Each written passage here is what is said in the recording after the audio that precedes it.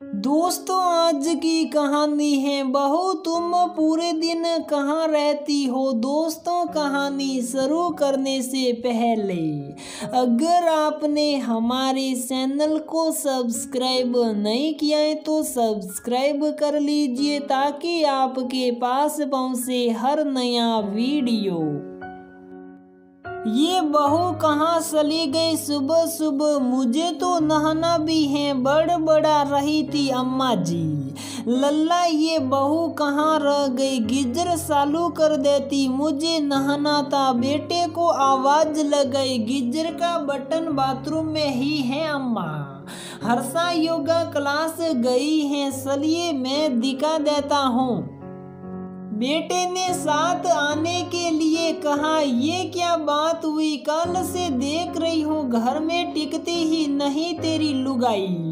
नजर रख उस पर, कुछ गड़बड़ तो नहीं। चश्मा ठीक करते हुए बोली, अम्मा जी ऐसा कुछ नहीं है अम्मा, ये उसकी दिनचर्या का हिस्सा है। बेटा बटन दिखाकर चला गया।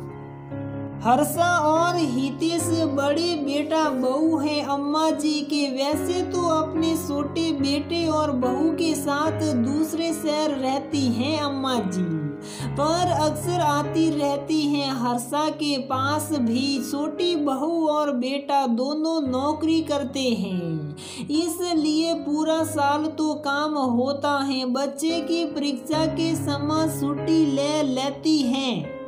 देवरानी और अम्मा जी को हर्षा के पास भेज देती हैं। जब तक वापिस जाती हैं अम्मा जी बच्चों की गर्मी की छुट्टियां खत्म हो चुकी होती हैं, इसलिए हर्षा और उसके बच्चों के लिए क्रिसमस की छुट्टियां ज्यादा अच्छी होती हैं। तुझे छुट्टी की क्या जरूरत, घर पर ही तो रहती हैं, ऐसा अम्मा जी का कहना है। क्योंकि हर्षा एक हाउसवाइफ है, एक माँ को भी बहुत सारे काम होते हैं, खासकर जब बच्चे स्कूल हो।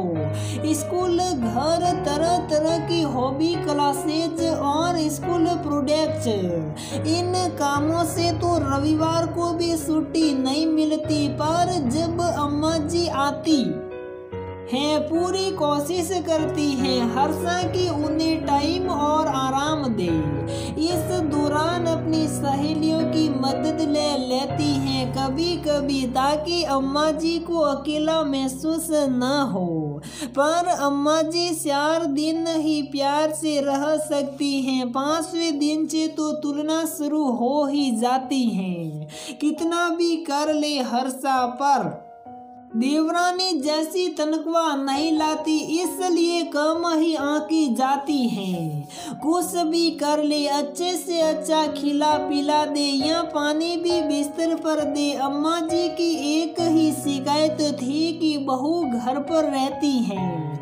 इस बार तय कर लिया हर्षा ने भी, कुछ भी हो जाए बिल्कुल नहीं हटना है अम्मा जी के सामने। पतिदेव से कहकर 2 क्लासेज उसने भी ज्वाइन कर ली। बच्चों के काम तो थे ही, सुबह से शुरू होती हर्षा, पूरा दिन आना जाना लगा रहता। रात के 10 बजे तक घर और बाहर के कामों में उलझी रहती, तब तक माँ जी सो चुकी होती। 2-3 दिन तो कुछ नहीं बोली अम्मा जी। फिर बेटे से पूछा, बेटे ने भी उचित जवाब नहीं दिया। अब तो बोर होने लगी अम्मा जी। पहले तो ये कहकर शिकायत करती थी अपनी बेटी से भी कि पूरा दिन सर पर रहती हैं, तुमसे कैसे बात करूं, पर अब कहने लगी हैं कि बहू घर पर टिकती ही नहीं। अब तो चाय पानी जैसे छोटे मोटे काम भी करने पड़ जाते, जिसके बिल्कुल आशा नहीं की थी उन्होंने। जैसे तैसे सप्ताह निकला, रविवार का दिन था। मेरी वापसी की टिकट करवा दे लल्ला, मुझे नहीं रहना यहाँ। क्यों अम्मा, इतने जल्दी अभी तो आई हो, बेटे ने पूछा। घर में कोई बोलने वाला ही न हो तो कैसे रहूं, लगता है इस बार मेरा आना अच्छा नहीं लगा बहू को, इसीलिए घर में नहीं टिकती। उनकी शिकायत थी अकेले तो वहाँ भी रहती हो अम्मा, इसमें कौन सी नई बात है, बेटे ने कहा। वहाँ तो परिस्थिति ऐसी है इसलिए रहना पड़ता है। छोटी बहू बाहर निकलती है तो 4 पैसे कमा कर लाती है, इसके ऐसे घूमते रहने का क्या मतलब है। कहीं बुरी संगत में तू नहीं पड़ गई, अब इस उम्र में क्या सूझा है, बच्चे भी बड़े हो गए हैं। अम्मा जी ने चिंता जताई। अरे बाप रे, तुम तो कहाँ पहुँच गई अम्मा। अच्छा अपनी बहू से ही पूछ लो क्यों नहीं टिकती।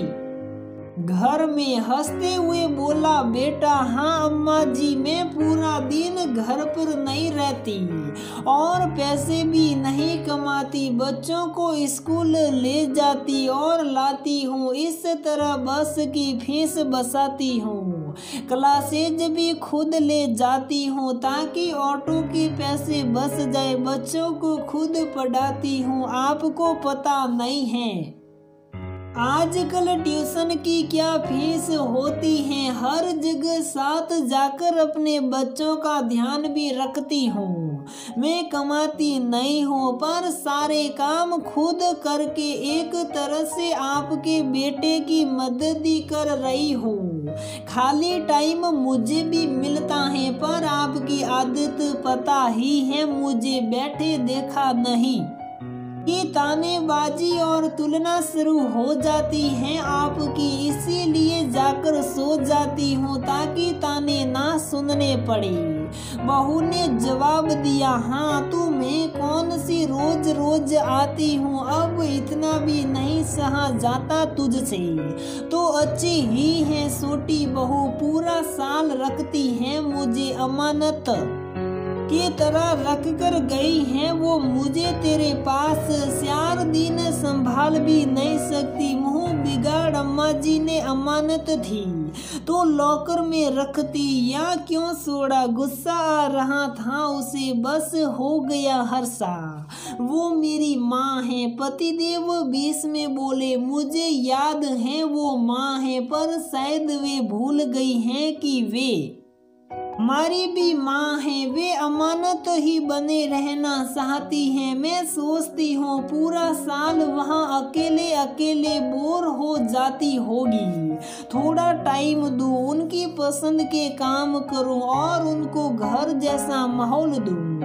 लेकिन उनको तो आदत हो गई है सामान बने रहने की। थोड़ी हलचल हुई नहीं कि अलार्म बजना चालू, इसीलिए इस बार सोचा कि अच्छा है उन्हें छेड़ा ही ना जाए, जिस तरह वहाँ रहती हैं वैसा ही रखा जाए, इसमें क्या गलत है। हर्षा ने कहा, ऐसा नहीं है, वहाँ तो अपनी मर्जी की मालिक हूँ मैं। हाँ, जब जो चाहूँ कर सकती हूँ, वो मेरा घर है। अभी छोटे से बात करती हूँ, वो ले जाएगा मुझे आकर। गुस्से से फोन लगाते हुए बोली अम्मा जी, हाँ बेटा तू मुझे लेने आ जा, या अच्छा नहीं लग रहा मुझे। फोन स्पीकर पर रखकर बोली अम्मा, अभी क्या काम है अम्मा, हम दोनों घर पर ही हैं, जब जरूरत होगी तब ले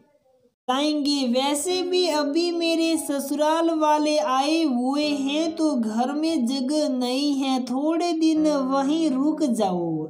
उधर से आवाज आई, कुछ बोल नहीं पाई वो, लेकिन समझ चुके थे बेटा बहू आज मंदिर चले, मेरा घूमना भी हो जाएगा और अम्मा जी दर्शन कर लेगी, प्रार्थना कर लेना। अभी और टाइम निकालना है मेरे साथ, प्यार से हाथ पकड़ते हुए बोली बहू, और उस प्यार की गर्मी से ही उमड़ कर आंखों में आ चुका था कुछ। वो दर्द था या ममता, ये माँ ही जानती है। तो दोस्तों हमारी ये कहानी यहीं पर समाप्त होती है। अगर आपको हमारी ये कहानी पसंद आती है तो प्लीज़ वीडियो को लाइक करें, शेयर करें और हमारे चैनल को सब्सक्राइब ज़रूर करें।